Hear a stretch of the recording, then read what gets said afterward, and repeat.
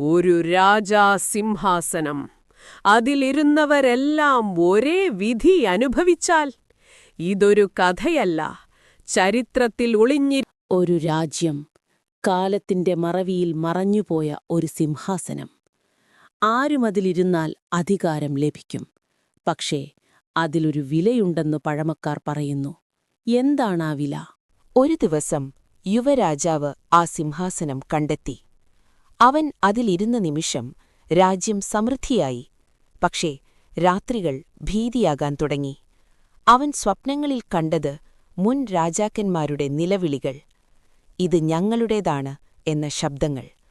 ഒന്നൊന്നായി അവന്റെ ജീവിതം തകരാൻ തുടങ്ങി. സമ്പത്തുണ്ടായിരുന്നു, പക്ഷേ സമാധാനമില്ല. അവസാനം അവൻ മനസ്സിലാക്കി, അധികാരമൊരനുഗ്രഹമല്ല, ഒരു ശാപമായിരുന്നു. അവൻ സിംഹാസനം ഉപേക്ഷിച്ചു.